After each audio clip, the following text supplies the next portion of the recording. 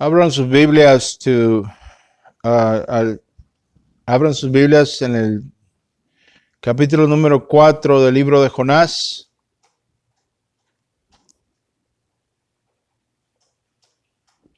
Jonás, capítulo número 4. Vamos a leer todo el capítulo. Jonás, capítulo número 4. Pero esto desagradó a Jonás en gran manera y se enojó, y él oró al Señor y dijo: Señor, ¿no era esto lo que yo te decía cuando aún estaba en mi tierra? Es por esto que anticipé huir a Tarsis, porque sabía muy bien que tú eres un Dios clemente y compasivo, que eres lento para la ira y rico en misericordia, y que te arrepientes del mal con que amenazas. Ahora pues, oh Señor, te ruego que me quites la vida, porque mejor me es la muerte que la vida. Y el Señor dijo: ¿Tienes acaso razón para enojarte? Entonces salió Jonás de la ciudad y se sentó al oriente de la misma. Ahí se hizo un cobertizo y se sentó bajo la sombra hasta ver qué sucedería en la ciudad. Y el Señor Dios dispuso que una planta creciera sobre Jonás para que hiciera sombra sobre su cabeza y lo librara de su incomodidad. Jonás se alegró grandemente por la planta. Pero Dios dispuso que un gusano al rayar el alba del día siguiente atacara la planta, y esta misma se secó, y sucedió que al salir el sol, dispuso Dios un sofocante viento solano, y el sol hirió la cabeza de Jonás, y él desfallecía y deseaba con toda su alma morir, diciendo: mejor me es la muerte que la vida. Entonces dijo Dios a Jonás: ¿tienes acaso razón para enojarte por causa de la planta? Y él respondió: tengo razón para enojarme hasta la muerte. Y dijo el Señor: tú te apiadaste de la planta por la que no trabajaste ni hiciste crecer, que nació en una noche y en una noche pereció. Y no he de apiadarme yo de Nínive, la gran ciudad en la que hay más de 120,000 personas que no saben distinguir entre su derecha o su izquierda, y también muchos animales. Vamos a orar. Gracias te damos, Señor, en esta mañana por tu palabra, Padre Santo, que es perfecta. Concede, Señor, el espíritu y la habilidad de poder, Señor, exponerla. Concede, Señor, la gracia al que habla y al que escucha, para que tu palabra penetre hasta lo más profundo de nuestro ser. Ayúdanos, Padre, en esta mañana, te lo suplico en el nombre de nuestro Señor Jesucristo. Amén. Bueno, llegamos al final de este libro. Y los temas principales de este libro es, primero que nada, la soberanía de Dios, la misericordia de Dios, el amor de Dios por el perdido, la justicia de Dios y la audacia de Jonás. En este libro es importante, obviamente, porque está en las Escrituras. Y se ha hecho el esfuerzo de tratar de presentar este libro como si fuese algún tipo de fábula. E incluso muchos teólogos de descendencia judía han tratado de descartar a Jonás simplemente como una fábula, un cuento, una moraleja, ¿no? De esta manera restarle su historicidad, es decir, su veracidad, que lo que estamos leyendo, en pocas palabras, es importante porque es la palabra de Dios, pero también es importante siendo la palabra de Dios. Esto es algo que tomó lugar en el tiempo real, en la historia del hombre, en un lugar real. No es simplemente un cuento de hadas, pero esto es algo que toma lugar ciertamente en la historia. Tiene un lugar histórico. Y es importante que conectemos el hecho histórico con la realidad, porque el contemplar el hecho que esto es algo que estamos leyendo, que sucedió en verdad, nos debe de conectar con las implicaciones del libro. Es decir, si pensamos que es una fábula, que es simplemente una moraleja o una historia moral que trata de enseñarnos algún tipo de principio moral, la desconectamos de la realidad a la que alude, es decir, que hay un Dios que es santo y que juzga al impío. Y que esto no es simplemente un cuento más de hadas o un producto de la mitología griega. Es decir, que esto no es algo que podemos descartar de la realidad o separar de la realidad. Porque nos afecta en el pensamiento cuando tenemos una idea errónea de estas cosas. Es por eso que trato de manera diligente que conectemos esto a la realidad y que entendamos que este libro nos habla de consecuencias reales. Nos habla de un Dios que es real, un Dios que es santo, un Dios que juzga al pecador. Y no podemos analizar este libro sin tomar en cuenta las palabras, el ministerio de aquel quien lo citó como un hecho histórico. Aquel que se ha declarado a sí mismo, se ha manifestado y se ha sido declarado y testificado por los profetas y las escrituras como el santo Hijo de Dios y Salvador del mundo. Fue él quien dijo. Y se refirió a Jonás como un predecedor, como un precesor, como un hecho histórico. Lo citó como una fuente de autoridad histórica. Y lo usó como ejemplo. De hecho, él dijo que a los incrédulos de su tiempo,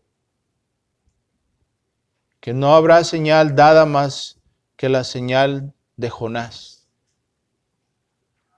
Nos hemos preguntado, ¿qué es lo que quiere decir esto? ¿Qué significa la señal de Jonás? Piensen en Jonás. ¿Qué es lo que cómo Jonás llegó a Nínive?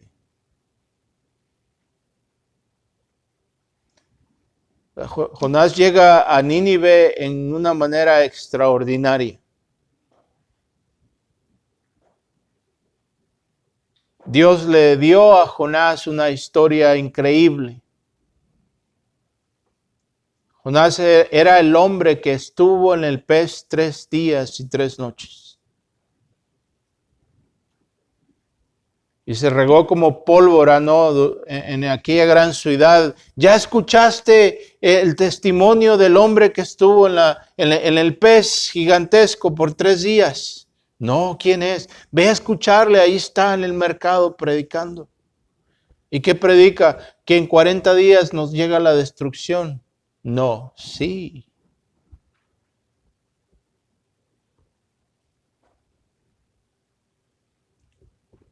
Eso me recuerda cuando de vez en cuando que Dios me da la gracia y me invitan a algún lugar a compartir mi testimonio, ¿no?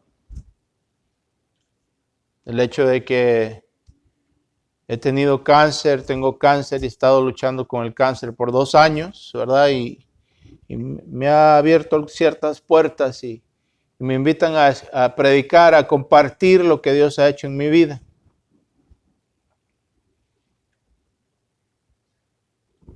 Pero yo les digo, mi testimonio no es realmente el que Dios me tenga con vida aquí ahorita o que me haya dado sanación teniendo cáncer etapa 4 y todas estas cosas. Mi testimonio no es ese. Ese es el preámbulo para mi testimonio, es simplemente el trampolín, es el stage. Pero mi testimonio es uno más antiguo, uno más importante. Y es que el Hijo de Dios murió por mis pecados en una cruz. Y ese es el testimonio que realmente vale la pena escuchar, es el que salva el alma, ¿no? Es el que importa. ¿Verdad? ¿De qué le sirve a la persona escuchar que Dios me ha sanado o me sanó del cáncer teniendo etapa 4 si esa persona sigue en su pecado? ¿Y qué le sirve al hombre ser sanado del cáncer, vivir 30, 40, 50 años más y cuando muere se pierde su alma? Hay una inminencia, hay algo más importante, hay algo que el hombre necesita escuchar. Y es que Dios sacrificó a su Hijo en esa cruz, en ese madero. Que Él estuvo 3 días y 3 noches en el vientre de la tierra. Y al tercer día resucitó de entre los muertos. De esta manera, dando señal que Dios está satisfecho con su sacrificio. Y que todo aquel que cree y se arrepiente tiene la vida eterna por medio de Él. Ese es mi testimonio. Jonás, siendo un profeta de Dios, tuvo ese testimonio, aunque velado, ¿no? Pero su testimonio era básicamente lo mismo. Hay que huir de la ira venidera. Que el problema de los niniveos, de los asirios, no era que Jonás venía a darles una mejor vida, ¿verdad? Para que fueran más felices. El problema de los asirios no era la felicidad. De hecho, ellos eran muy felices en su maldad. Tenían una ciudad muy grande, muy importante, una ciudad cosmopolita, una ciudad próspera. ¿Verdad? Imagínense si Jonás hubiese sido uno de esos evangelistas modernos de ahora en día, ¿no? Que lo único que le interesa es que la gente levante la mano y acepte a Cristo en el corazón y poder colectar su ofrenda, ¿no? Y le decía Jonás, bueno, aquí vengo, Dios les quiere mejorar la vida, levanten la mano, ¿quién está dispuesto a aceptarle, verdad?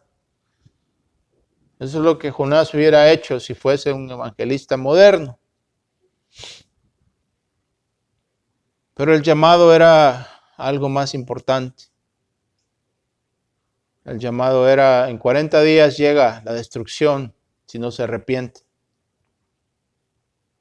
Jonás les decía, yo estuve en el vientre, traté de huir de este Dios santo y me arrojaron a la mar porque la tempestad en el mar surgió y Dios me puso en el vientre del pez por 3 días y 3 noches y aquí estoy. Y hizo que el pez me arrojase, ¿verdad?, en la costa de Nínive. Y he venido a declararles que este Dios santo los va a juzgar si no se arrepienten. Y la palabra nos dice que ellos a la predicación de Jonás creyeron y se arrepintieron, ¿no?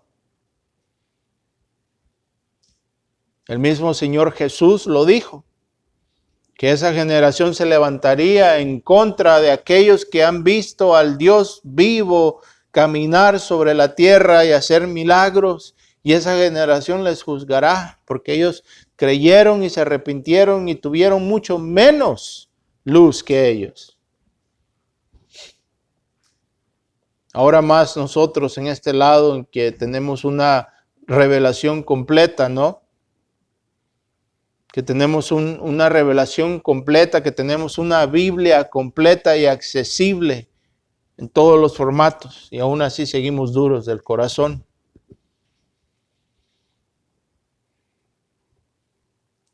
Jonás es un libro muy importante.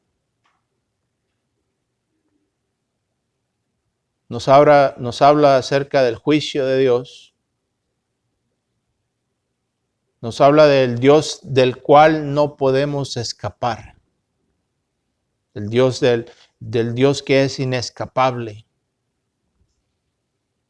El Dios que no podemos huir. No importa qué acrobacias mentales y filosóficas hagamos, todo termina en que un día vamos a partir de este mundo. Y vamos a enfrentar a ese Dios quien es santo. Nadie se le escapará. Este es el mensaje principal de Jonás. Ahora tenemos que entender que Jonás es uno de los libros más extraños de la Biblia, donde el segundo personaje principal es un profeta rebelde que piensa que él es más justo que Dios. Jonás representa la astucia del hombre y el razonamiento humano, y como estos entran en conflicto con la revelación divina de Dios, del Dios de Israel, quien es soberano, quien es santo sobre todas las cosas y todos los pueblos y naciones. El Dios cuya misericordia desafía y asombra toda razón y instinto humano. La gracia de Dios que conquista el pecado y gana la gloria más excelsa por medio de la humillación y el sacrificio en el Calvario del Hijo unigénito de Dios.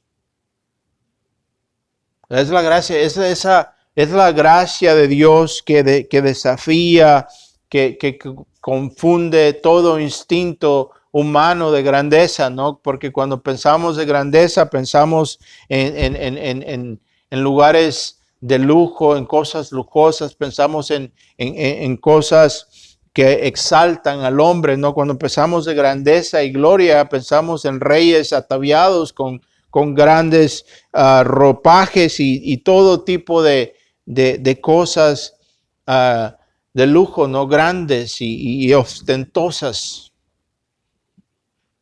Nunca nos imaginamos la grandeza en una cruz, en un hombre crucificado en un madero, humillado, desnudo, abandonado por el mundo, despreciado por el mundo.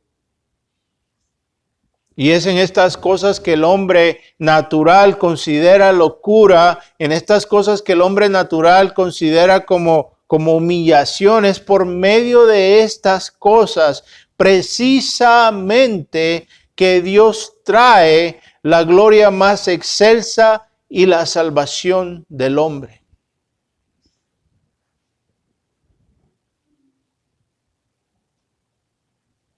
Es en este símbolo de muerte,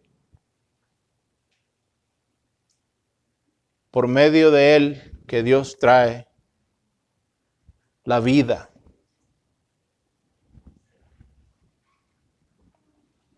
Es por medio de este símbolo de locura y humillación que Dios ha traído la vida al mundo. Eso es lo que el apóstol Pablo declara en su epístola a los Corintios, en la primera epístola, cuando Pablo les recuerda a los Corintios que es por medio de esta cruz que es locura para el hombre natural, para el sabio, para el filósofo, para las élites intelectuales de este mundo, esta cruz que era locura para los filósofos, para el judío y para el griego, esta cruz que se miraba como un signo de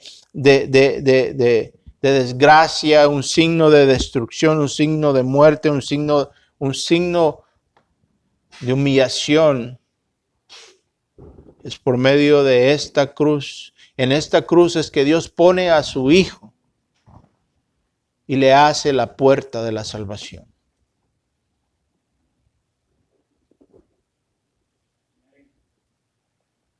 Entonces, cuando contemplamos esto, vemos que la reacción del profeta es una natural para el hombre.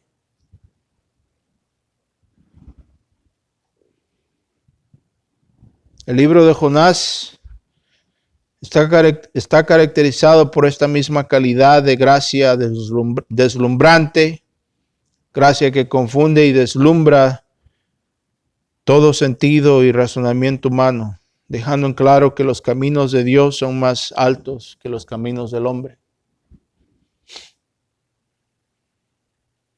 Jonás no puede entender cómo es posible que Dios, siendo santo, pueda extender gracia a este pueblo.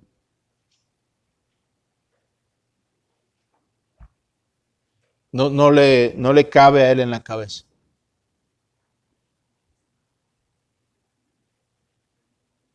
De la misma manera que Pablo nos dice que la predicación de la cruz para el hombre que está pereciendo, es decir, para todo ser humano aparte de Cristo, ¿no? No importa cuán exalto, cuán excelso, cuán grande, cuán inteligente sea el individuo, todo el mundo está pereciendo. Para el hombre natural, para todo hombre que es nacido de mujer en esta tierra, para todo ese hombre, aparte de la gracia de Dios, esta cruz es locura. Es interesante porque es lo que vemos, ¿no? Hemos llegado a un punto donde lo que se conoce como la cristiandad de institución, ¿no? La cristiandad institucionalizada, es decir, la cristiandad en general está muriendo en este país.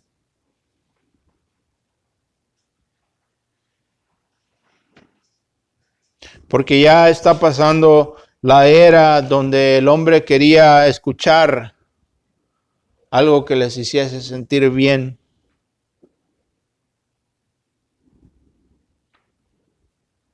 Y ahora lo que permanece en las iglesias, en la gran mayoría,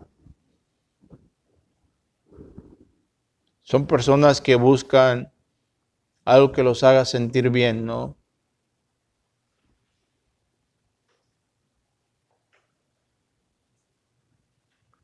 La cruz es una locura para ellos, no tiene sentido, es una ofensa para el hombre natural.